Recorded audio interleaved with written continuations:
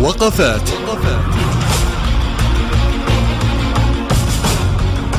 متابعة أسبوعية لأبرز القضايا والملفات. إعداد وتقديم حليمة حمليلي.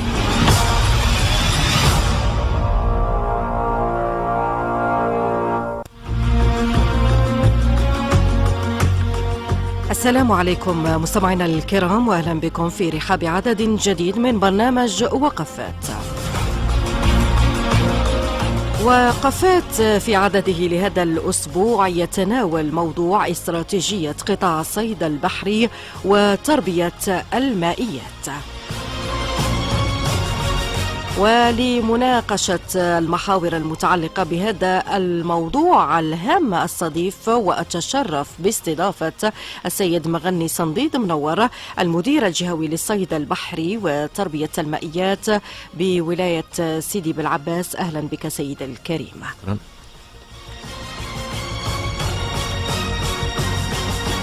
إذن مستمعينا الكرام، نسلط الضوء اليوم حول الاستراتيجية العملية المعتمدة بقطاع الصيد البحري وتربية المائيات، ونتحدث عن واقع تربية المائيات بصعيدة وأفاق الاستثمار في مجال تربية المائيات وأهم الآليات التحفيزية الممنوحة لذلك. هي محاور وأخرى نناقشها ضمن عدد اليوم من برنامج وقفات. أهلا بك سيدي الكريم سيد مغني صنديد منور، المدير الجهوي لصيد البحري وتربية المائيات بولاية سيدي بالعباس، مرة أخرى على حضوركم برنامج وقفات. إذن نبث نقاش هذا العدد من برنامج وقفات. بداية سيدي الكريم، ماذا عن الاستراتيجية العملية المعتمدة بقطاع الصيد البحري وتربية المائيات؟ نعم. شكرا أخت حليمة، ومن خلالك نتوجه لكل مستمع ومستمعات إذاعة سعيد الجهوية بالترحاب بخصوص استراتيجية قطاع الصيد البحري والمنتجات الصيدية. هناك استراتيجية مرتكزة على 3 نقاط أساسية، وهي تدخل ضمن التزامات السيد رئيس الجمهورية. النقطة الأولى هي الرفع من الإنتاج السمكي، وثانيا إصلاح وبناء السفن، وثالثا وهو العامل البشري وهو الحماية الاجتماعية للمهنيين. عندما نقول الرفع من الإنتاج السمكي وهو المتأتي من الموانئ الصيدية، أي من الإنتاج الصيدي البحري، وكذا من تربية المائيات. نعلم جيدا أن تربية المائيات منقسمة إلى شقين: تربية المائيات في الأقفاص العائمة أو في البحر، وكذا تربية المائيات في الاستثمارات على الأرض. نعم. وولاية سعيدة من بين الولايات المستهدفة من طرف وزارة الصيد البحري لإنشاء استثمارات خاصة بتربية المائيات. وكما يعلم المستمعين للعلم، هناك مزرعة لتربية المائيات تعد من بين أكبر المزارع تربية المائيات على المستوى الوطني، وتتواجد ببلدية سخونة. نعم. بإنتاج سنوي مقدر ب1200 طن، وكذا بوحدة تحويل منتجات الصيدية وتربية المائيات. نعم. والنقطة الثالثة هو الشق الأساسي والذي يدور عليه عمل الوزارة، وهي الحماية الاجتماعية لكل منتسبي ومهني القطاع، سواء العاملين بالبحر والموانئ أو المستثمرين والمهنيين العاملين في تربية المائيات في الولايات الداخلية. نعم. كذلك بودنا أن نوضح نقطة مهمة، وهو ما الهدف من إنشاء مديريات أو محطات للصيد البحري وتربية المائيات على المستوى الداخلي. نعلم جيدا أن في أحسن الأحوال في السنة سفينة صيد يعني عندها 160 يوم إبحار في السنة، يعني في أحسن الأحوال. وعندما يكون سفينة يعني مجهزة تجهيز عالي، هذه عندها 160 في السنة، عندنا 365 يوم في السنة. كذلك نعرف باللي سوء الأحوال الجوية ينعدم الإنتاج على المستوى البحري. ما يكونش فيه تسويق. الرفع من الإنتاج وكهدف استراتيجي للقطاع نعمل حاليا على رفعه ليتساوى مع الإنتاج البحري ليصل 50% 50%. نعلم بخصوص مشاريع تربية المائيات على الأرض أو على اليابسة، يعني إنتاج متحكم فيه. يعني نعلم جيدا أن في المتر المكعب كم يعني إنتاج كم كيلوغرام سيأتي بعد يعني تقديم الاليمون، يعني التغذية المناسبة والماء الجيد والمعالج. كذلك يعني من تكون حرارة درجة الحرارة يعني متحكم فيها من خلال البيوت البلاستيكية أو لي زونغار. أما الإنتاج البحري كما احنا نقولوا السفينة تدخل وتقول على الله، نعم. يعني إنتاج غير متوقع ومرتبط أيضا مرتبط بالأحوال الجوية. نعم. أما الاستثمارات وهذا هو التوجه تاع الدولة. عندنا 14 ولاية ساحلية بينما عندنا 58 ولاية، وعندنا ما شاء الله بلادنا ما شاء الله يعني مساحات كبيرة. نعم. وهذا كذلك لتجسيد هذه المشاريع على الأرض هناك توجه لإنشاء مناطق نشاطات تربية المائيات نعم. خاصة. نعم، سنتحدث إن شاء عنها الله. سيدي الكريم. ضمن هذه الاستراتيجية العملية التي ترمي إلى تفعيل مجال تربية المائيات عبر مختلف ولايات الوطن، تم المباشرة في حملة وطنية تحسيسية إرشادية خاصة بإنشاء تعاونيات للصيد البحري وتربية المائيات. ماذا عن ذلك؟ ماذا عن الهدف الاستراتيجي من إنشاء هذه التعاونيات وأفاق ذلك؟ نعم سيد صنديد. نعم. في خلال اجتماع مجلس الوزراء في 2 أكتوبر 2022 كان السيد رئيس الجمهورية أسدى توجيهات للسيد وزير الصيد البحري والمنتجات الصيدية بضرورة تفعيل إنشاء تعاونيات خاصة بالصيد البحري وتربية المائيات. الآن حاليا هناك مشروع تنفيذي، مشروع مرسوم تنفيذي خاص بإنشاء تعاونيات الصيد البحري وتربية المائيات، الآن مرر على مستوى البرلمان بغرفته، والآن في مرحلة الإمضاء من طرف السيد الوزير الأول، وسيتم نشره في الأيام القليلة القادمة. وإحنا كحملة استباقية من طرف الوزارة ومن طرف المديرية الجهوية الآن قمنا بعملية تحسيسية إعلامية توعية خاصة للممتهني تربية المائيات، بما أن ولاية سعيدة وولاية سيدي بلعباس النعامة هي ولايات داخلية، قمنا بعملية تحسيسية مباشرة وكذلك لدى الفلاحين. متى انطلقتم فيها؟ انطلقنا فيها مباشرة بعد إسداء رئيس الجمهورية للتوجيهات.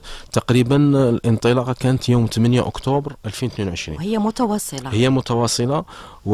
ماذا حققتم فيها؟ إلى حد الساعة جهويا هناك 26 تصريح بإنشاء تعاونية، وحظ ولاية سعيدة لحد الآن 4 تعاونيات.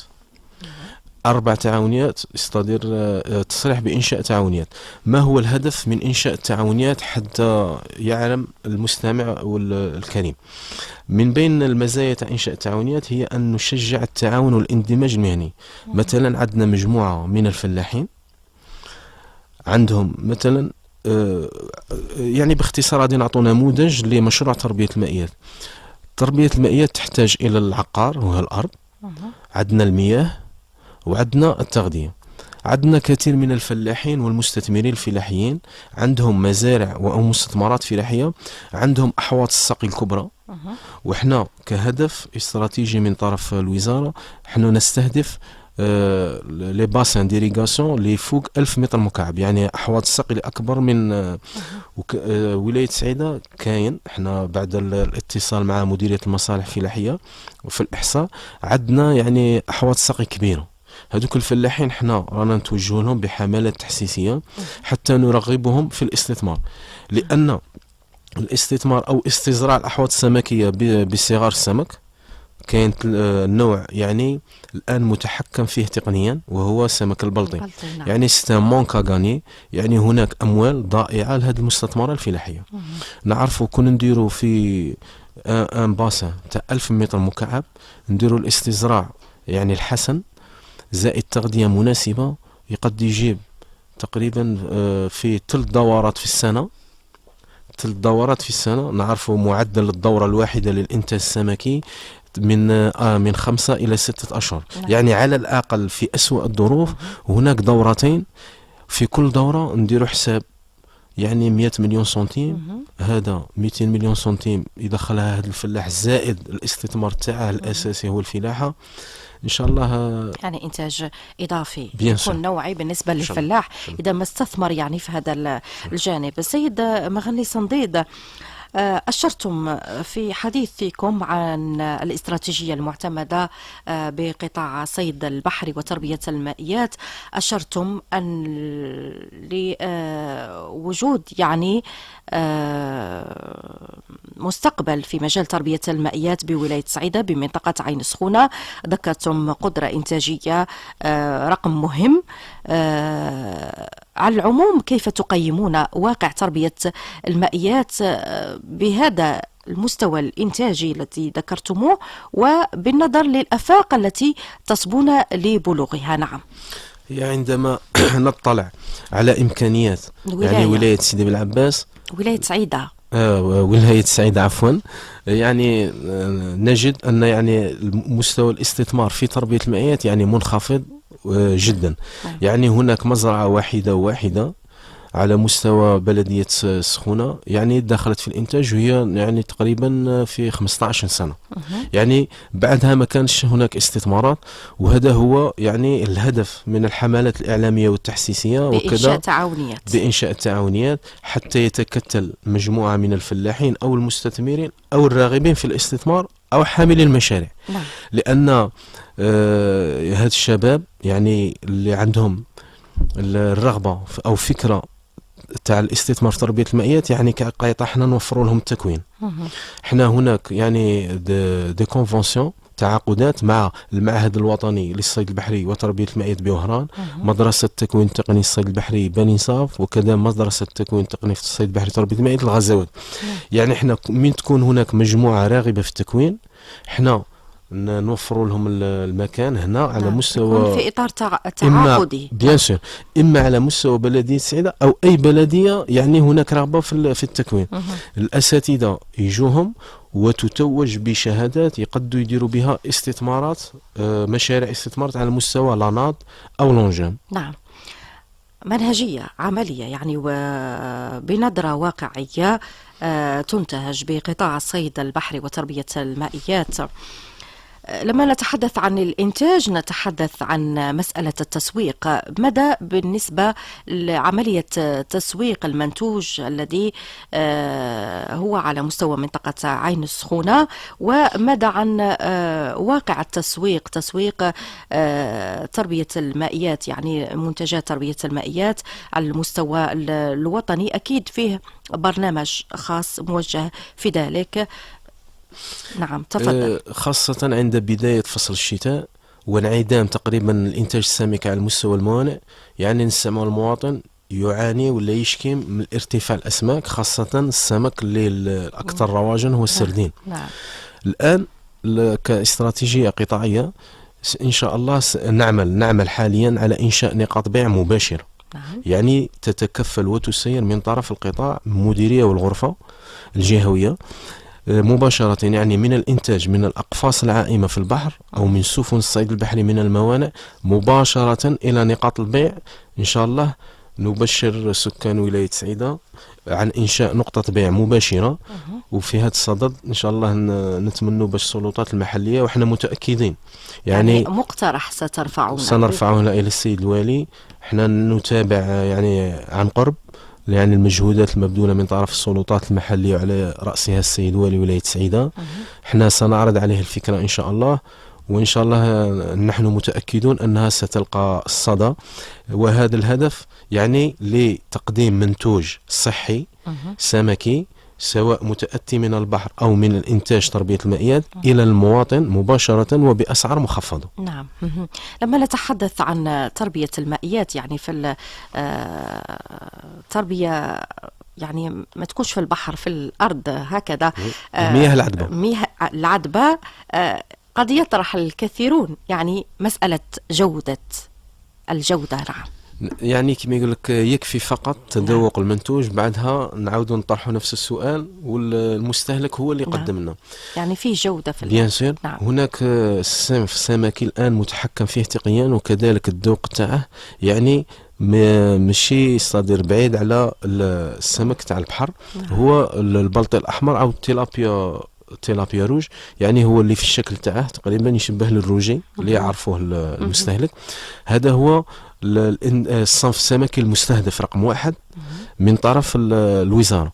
كذلك هناك أصناف سمكية متحكم فيها تقنيا، وهي الجمبري كروفات، يعني بالشراكة مع كوريا الجنوبية. هناك محطتين تجريبيتين على مستوى ورقلة وعلى مستوى سكيكتو، يعني التجارب تمت، وهناك مزارع أنشئت، وربما بجودة إنتاجية بيان سور، وربما المستهلك الآن يتناول جمبري يعني تاع تربية المائيات ويحسبه راه جاي من البحر. نعم. إذن إضافة هي للقطاع وللمواطن، خصوصا لو تفتح نقطة بيع يعني للأسماك وتربية المائيات هنا بولاية سعيدة. سيد مغني صنديد، لو نتحدث عن مسألة مهمة هي حدث الساعة، الاستثمار في مختلف المجالات خاصة في مجال تربية المائيات، ماذا عن آفاق الاستثمار في هذا المجال؟ وكنتم أشرتم في حديثكم يعني عن إنشاء مناطق نشاطات خاصة بتربية المائيات، وهذا ما سيحقق الإضافة اقتصاديا سواء محليا ووطنيا. هناك من بين الأهداف أو لي سيبل تاعنا تاع المستثمرين هناك 3 فئات: كبار الصناعيين والمستثمرين حتى في مجال البناء، يعني اللي عندهم قدرات مالية.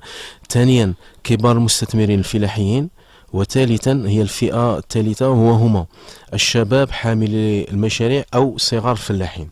الآن مجال الاستثمار في تربية المائيات أو الصيد البحري عموما، قانون الاستثمار المعتمد مؤخرا المادة 26 القطاعات ذات الأولوية. رقم 1 قطاع الفلاحة، قطاع الطاقة والمناجم. رقم 2 قطاع الفلاحة، تربية المائيات والصيد البحري، ثم تليه القطاعات الأخرى من الصناعة السياحة يعني. وكذلك في مشروع قانون المالية التكميلي 2023 هناك امتيازات جبائية وجمركية نعم سنتحدث عنها، قد تلامس يعني 0 دينار للراغب أو المستثمر في مجال تربية المائيات والصيد البحري. كذلك ولاية سعيدة ونسيجها الصناعي بإمكانها المساهمة في نقطة مهمة، وهي بناء وإصلاح السفن اللي ركز عليها رئيس الجمهورية. كيف ذلك؟ نعرفوا باللي صناعة السفن ليس فقط الهيكل اللي في المخيلة تاع المستمع الكريم والمستمعة، ولكن هناك مدخلات للداخل. مثلا نعطي مثال، كاين الكابل تاع الإينوكس، كاين الشباك، كاين كما يقول لك الشبكه او الوسائل تاع الكهرباء تاع التدفئه تاع الكونجيلاسيون، يعني كلهم مدخلات يقدروا المستثمرين يتوجهوا ويعني وبالاتصال معنا والتوجيه والمكاتب الدراسات يعني يقدروا يساهموا في هذا المجال.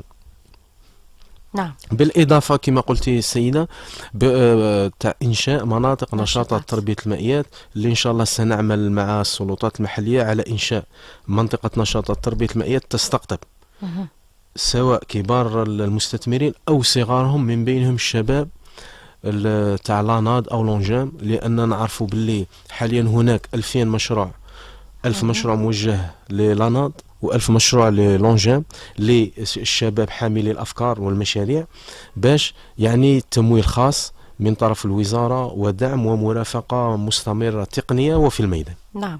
حتى نتوج هذا اللقاء معكم سيد مغني صنديد، منور المدير الجهوي لصيد البحر وتربية المائيات بولاية سيدي بالعباس، أشرتم وتحدثتم عن الآليات التحفيزية الممنوحة لفتح آفاق جديدة للاستثمار في هذا المجال. نذكر مجددا بأكثر تفصيل يعني لهذه الآليات، ومن خلالها لكم كلمة للمواطن، للشباب، للمهتمين بمجال تربية المائيات من أجل ولوج عالم الاستثمار في هذا المجال، مجال تربية المائيات. نعم. بخصوص الامتيازات الممنوحة من طرف الدولة والقطاع للراغبين في الاستثمار في تربية المائيات، هناك مثلا كما أشرنا هناك مشروع قانون المالية التكميلي اللي إن شاء الله سيعتمد. هناك امتيازات جبائية وجمركية قد تلامس 0 دينار للراغبين. كذلك هناك يعني التكفل بفوائد القروض، يعني البونيفيكاسيون دي كريدي ديكسبلواتاسيون ولا دانفستيسمون الخاصة بتربية المائيات.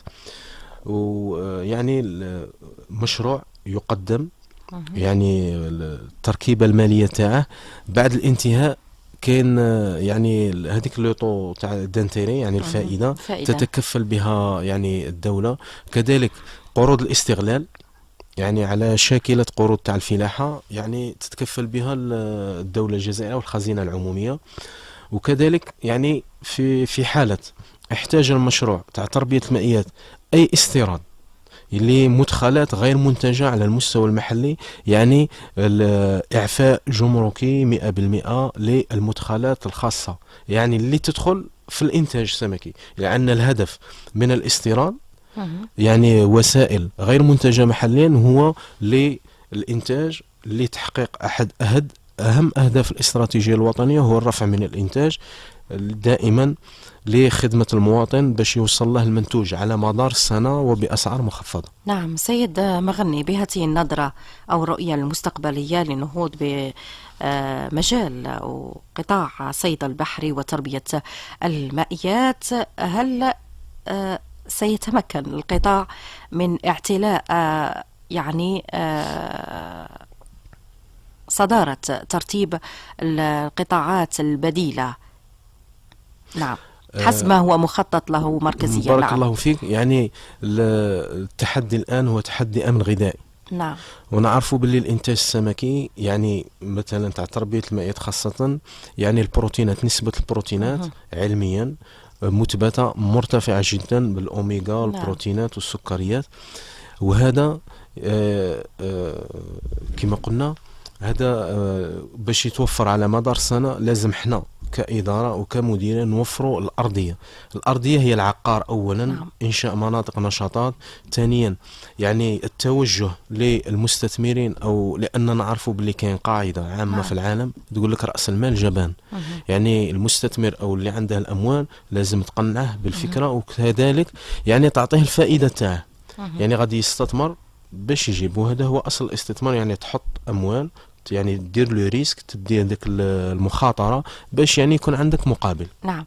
والأساس في هذه النظرة التي يحملها القطاع حسب ما وقفت عليه يعني من خلال المعطيات التي ذكرتموها سيد مغني صنديد، أنه يكون فيه توازن في عملية التسويق في الفترات الخاصة الاستثنائية أثناء التقلبات الجوية، يعني على امتداد الفصول. نعم هذا هو الهدف، هذا هو الرهان والهدف إن شاء الله من العمل المستقبلي، يعني باش يكون إنتاج سمكي على مدار السنة. احنا يعني الاستزراع السمكي دائما يكون تقريبا في فصل الصيف، ابتداء من شهر مارس. نعرفوا من شهر مارس حتى لشهر نوفمبر يعني كاين إنتاج سمكي على مستوى الموانئ غزير. يعني ما يجي يدخل الإنتاج تاع مزارع تربية المائيات لو موا نوفمبر، ديسمبر، جونفي، فيفري، مارس، يعني هذا يكون انقطاع يعني شبه كلي تاع الموانئ أو منخفض جدا. نعم. يعني يكون انتاج تاع مزارع تربيه مائيات، يعني باش الانتاج او مثلا نقاط البيع او المحلات يعني كاين استمراريه. نعم استمراريه باش المواطن يحس ان شاء الله. هو ان شاء الله يعني نوجه نداء للفلاحين المستثمرين او كل يعني باش عندنا كاين مديريه، كاين ارقام هاتف، كاين محطه على مستوى هنا ولايه سعيده، نحن في الخدمه لاي توجيهات. كذلك المؤسسات الدعم تاع لاناد لونجام يعني راه عندهم كل المعطيات، راهم هنا تاني احنا في الخدمه. كذلك في خدمة كما يقول لك أسرة الإعلام وعلى رأسها إذاعة سعيدة الجهوية للحضور إن شاء الله. نعم شرفتمونا بالحضور والمشاركة في نقاش هذا العدد من برنامج وقفات. السيد مغني صنديد منور، المدير الجهوي للصيد البحري وتربية المائيات بولاية سيدي بالعباس، شكرا لكم على الحضور مرة أخرى ضمن هذه المناقشة حول استراتيجية قطاع الصيد البحري وتربية المائيات. إذن مستمعينا الكرام، بهذا نصل إلى ختام هذا العدد من برنامج وقفات. شكرا لكم على المتابعة. الشكر موصول للزميل ياسين الذي رافقني تقنيا. تقبلوا تحيات حليمة حمليلي ميكروفونيا، وإلى الملتقى بحول الله.